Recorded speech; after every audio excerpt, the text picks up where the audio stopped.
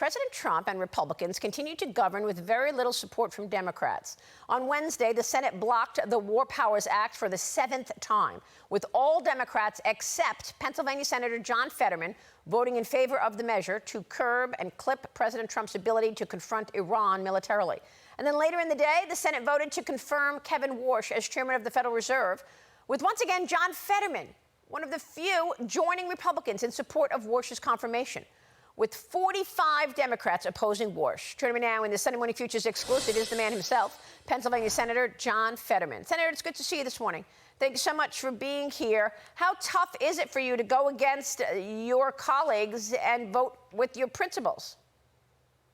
I mean, I wouldn't say that it's hard, but I mean, I think in a sense that it's freeing.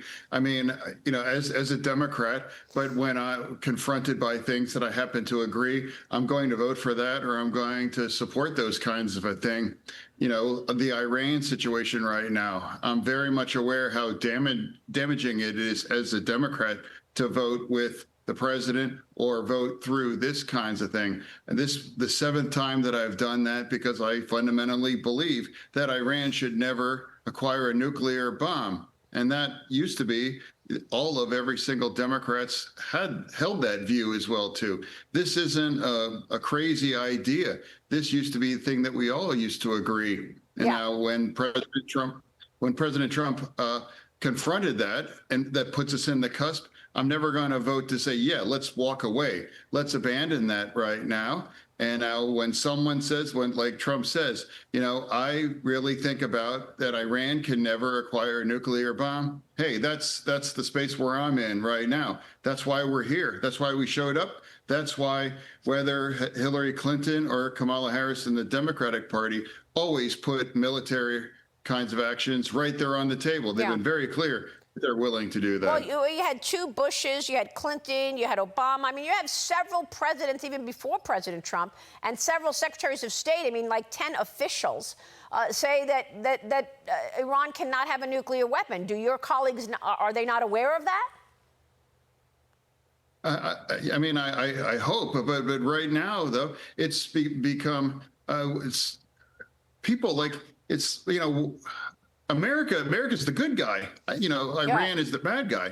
I mean, of course, nobody likes to see gas at this prices right now. You know, I blame Iran. You know, I don't blame Iran. I don't blame the administration, you know, because I happen to agree as a Democrat that we should make sure that Iran can't build a nuclear bomb. You're saying you blame Iran. You blame Iran for the spike in oil prices, not this administration, is what you're saying. But I mean, I'm wondering if the overall theme within the Democrats is just hate on Trump. I mean, some of the things that they're bringing up, I mean, they're talking about what? They're talking about the pool at the White House. They're talking about the ballroom. I mean, we're in the middle of a war here. We've got serious issues.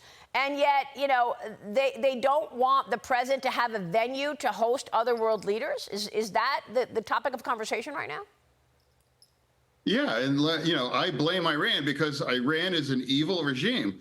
For the last almost 5 decades, they've been the world's leading underwriter of terrorism. They were behind 10/7. They've empowered Hezbollah and Hamas. Yes, I blame Iran for that. I blame why they just don't hold over all of their nuclear materials, and they'll make sure that that's, you know, not going to build a nuclear bomb. Then everything works out. So that's why I blame Iran at this circumstances. I certainly don't blame America to hold this regime accountable. And like the reflecting pool in the ballroom, you know, I don't care about those things. I think it's entirely appropriate. I mean, I think I've seen a picture, assuming that it's not AI. You know, so far the reflecting pool looks good.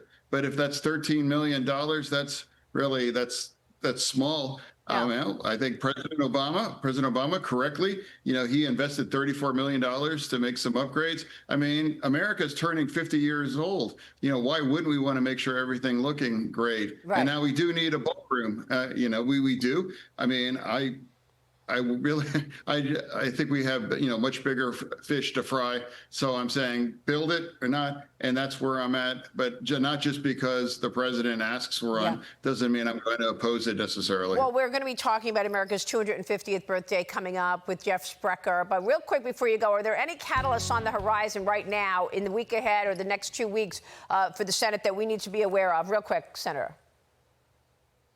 Well, I want to be clear, like the World Cup and all of these things, it's like a convergence, here in our country. And that's one of the reasons why I ended up being the only Democrat to refuse to shut the DHS down. We have tens of millions of Americans and tens of millions of foreign citizens coming to our country right now with the World Cup right now.